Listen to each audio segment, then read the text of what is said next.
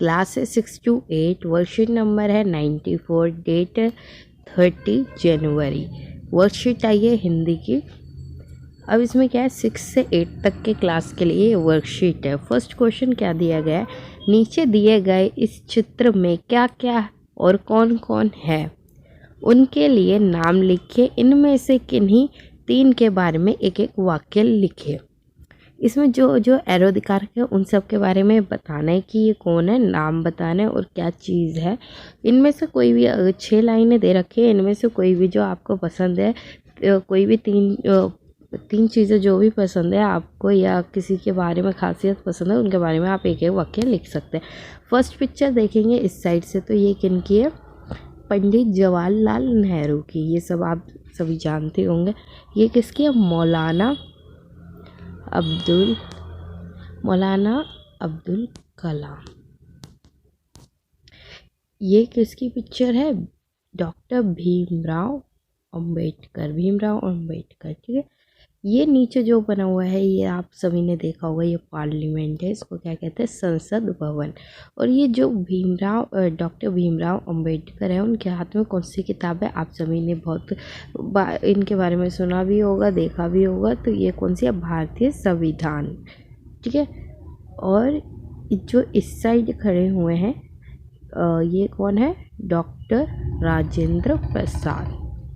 और इनमें से एक है सरदार वल्लभ भाई पटेल। अब इसमें से देखते हैं कि इनमें से 3 वाक्य कैसे लिखने हैं। पहले पिक्चर देख लेते हैं आपको कैसे लिखना है। ये जवाहरलाल नेहरू, ये है डॉक्टर राजेंद्र प्रसाद, ये है जो बुक है उनके हाथ में, भारतीय संविधान है। जो इस साइड खड़े हैं मौलाना अब्दुल कलाम आज़ाद। और ये सब आपको पता है, डॉक्टर भीमराव अंबेडकर। और आखिरी में क्या दे रखा है, संसद भवन। आप देख सकते हैं, अगर आपको कोई लग रहा है लिखने में मुश्किल है, आप देख लीजिए स्पेलिंग।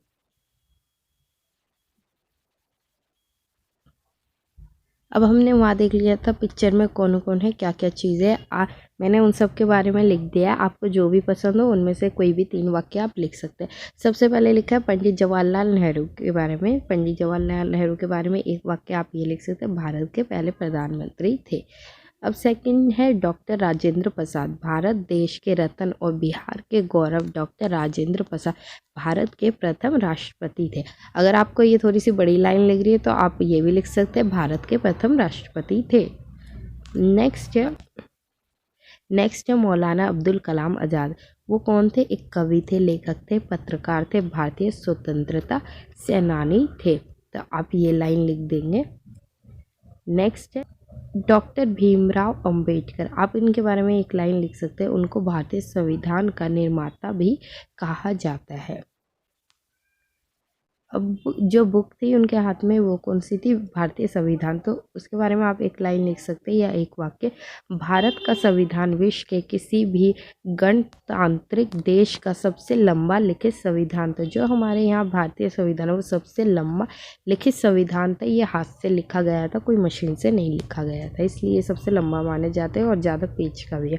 संसद भवन के बारे में आप एक बात लिख सकते हैं, यह संसद भवन विश्व के किसी भी देश में उपस्थित वास्तुकला का एक बेहतरीन उदाहरण है। अगर आपने देखा होगा संसद भवन, जो उसकी वास्तुकला है वो बहुत ही अच्छी है, इसलिए उसका एक बेहतरीन उदाहरण माना जाता है। किसी भी देश में आप जाओगे तो संसद भवन का एक बेहतरीन उदाहरण माना जाता है।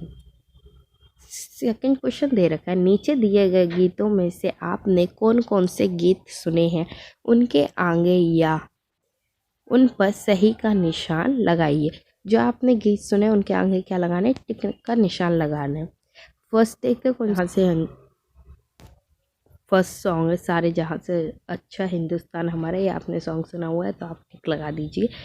ए मेरे वतन के लोगों, ये भी सॉन्ग सुना हुआ है। मेरा रंग दे बसंती चोला, ये बहुत फेमस सॉन्ग है, आपने ये भी सुना हुआ है, टिक लगा दीजिए अगर आपने सुना हुआ है। अब तुम्हारे हवाले वतन साथियों, ये भी सुना हुआ है, आप इस पर टिक लगा दीजिए। ये है देश है वीर जवानों का, ए मेरे प्यारे वतन, तो ये भी सुना हुआ है, इस पर टिक लगा देना। आपने जो नहीं सुना उनको छोड़ देना है। क्वेश्चन 3 है, यह सभी गीत किससे जुड़े हैं? नीचे दिए गए विकल्पों में से सही विकल्प के सामने तिरंगे का छोटा सा चित्र बनाइए। ध्यान दीजिएगा, सही विकल्प एक से ज़्यादा भी हो सकते हैं। इसमें बोला कि ये जो ऊपर सॉन्ग दिए गए हैं ये किससे रिलेटेड है। इसमें एक से ज़्यादा ऑप्शन भी सही हो सकते हैं। फर्स्ट ऑप्शन क्या देखा, देश प्रेम। तो हमें पता है ये सारे सॉन्ग किससे, देशभक्ति, देश प्रेम से, यानी अपने देश के लिए। तो देश प्रेम सही है। देश की बुराई के लिए सॉन्गों में कोई देश की बुराई हो रही है? नहीं। बेईमानी नहीं। भारत, ये भारत के लिए है। चोरी, चोरी जैसे इसमें कुछ भी नहीं है। देशभक्ति, और ये देशभक्ति के गीत है। तो आपको कैसे, अगर आपने देखा होगा इसमें से हमारे 3 ऑप्शन सही है। देश प्रेम, आप उसके आगे ऐसे तिरंगा बना दीजिएगा। भारत सही है, तिरंगा बना दीजिएगा उसके सामने।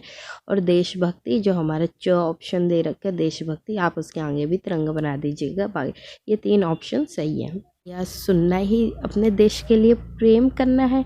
इसमें क्वेश्चन पूछा गया है जो देशभक्ति के गीत हैं हम उनसे सुन लें या गा लें तो क्या वो अपने देश का प्रेम दिखाते हैं? इसमें क्या ऑप्शन आएगा? नहीं।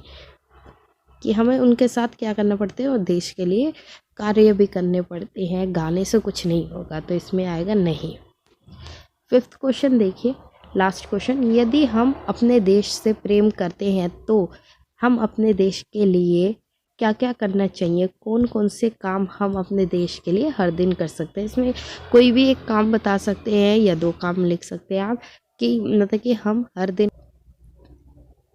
सभी को देश और संघीय नागरिक के प्रति ईमानदार और वफादार होना चाहिए। उन्हें एक दूसरे के लिए सम्मान की भावना रखनी चाहिए और देश के कल्याण के लिए बनाई गई सामाजिक व आर्थिक नीतियों का सम्मान करना चाहिए। हम ये काम भी रोज़ कर सकते हैं। अपने नागरिकों के प्रति क्या करें? ईमानदार और वफादार बने रहे, एक दूसरे का सम्मान की भावना रखें।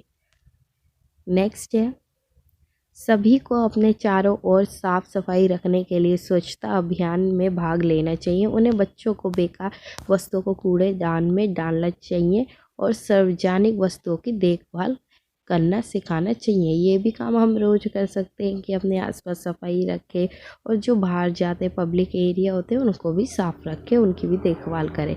थर्ड दे रखा है, शिक्षा के प्रसार के साथ साथ मैं नैतिक मूल्य, सामाजिक उन्नति, अस्पृश्यता निवारण, अंधविश्वासों एवं रूढ़ियों की समाप्ति और राष्ट्रीय एकता पे बल दूंगा। ये भी आप काम रोज़ कर सकते हो। जो अंधविश्वास लोग मानते हैं, अंधविश्वासी बातों को, तो उनको भी क्या कर सकते हो, उनको समझा सकते हो, उनकी भी समाप्ति कर सकते हो। आप इन तीनों में से कोई